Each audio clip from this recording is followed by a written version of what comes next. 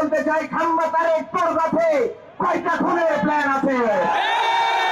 নেতা ঘরে খাম্বা চুরি, কর্মী ধরে গলায় তুলে বলেছিলেন কোন টুকাই দিয়ে সারদল পরিচালনা তোমরা করো না, তাহলে তোমাদের মান সম্মান থাকবে না।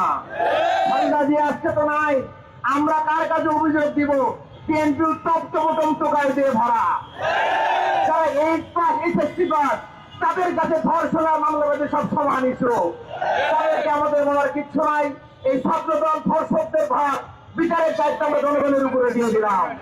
সংগ্রামী উপস্থিতি, আপনারা দেখে থাকবেন, তারা একদিকে মানুষ খুন করবে, অন্যদিকে বহিষ্কারের নাটক করবে, আমরা সেটা মেনে নিব না।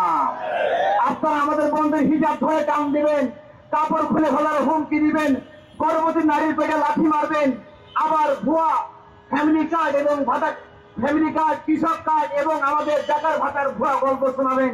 এই গল্পে আমরা মরতে রাজি নয়। যদি পারেন ধর্ষণ বন্ধ করার কাজ তৈরি করেন, যদি পারেন চাঁদাবাজি বন্ধ করার কাজ তৈরি করেন, যদি পারেন নারী নিপীড়ন বন্ধ করার কাজ তৈরি করেন।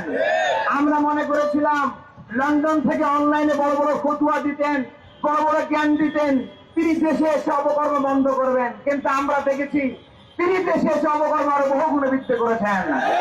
আমাদের কাছে এটি প্রতীয়মান হয়, তিনি সকল নাটের গুরু।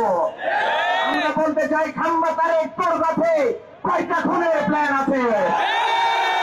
নেতা ঘরে খাম্বা চুরি, কর্মী ধরে গলায় ছুরি। আমরা বলতে চাই, আগামী দিনে কোন আইন আদালত বর্তমানে কাজ করছে না।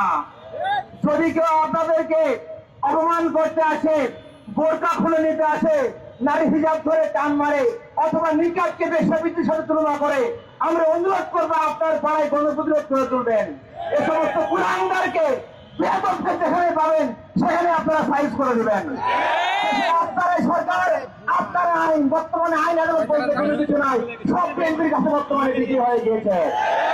আমরা নির্বাচনী শেষ করতে চাই ভাবে, আগামী দিনে সুন্দর দেশ গড়তে চাই। আগামী 12 তারিখের নির্বাচনে আমরা ভালো ভোট দিয়ে একটা দেশ গঠন করতে চাই, ইনসাফ আমরা কায়েম করতে চাই। কিন্তু অনেকে হুমকি দেয় 12 তারিখের পরে আমাদেরকে নাকি দেখিয়ে নিবে, কিন্তু আমরা বলতে চাই 12 তারিখের পরে নয়, জনগণ 12 তারিখেই তোমাদেরকে দেখিয়ে দেবে কোন নাই। উপস্থিত আগামী দিনে ধর্ষক মুক্ত বাংলাদেশ, নারীদের জন্য নিরাপদ বাংলাদেশের আন্দোলনে সবাইকে অংশগ্রহণ করা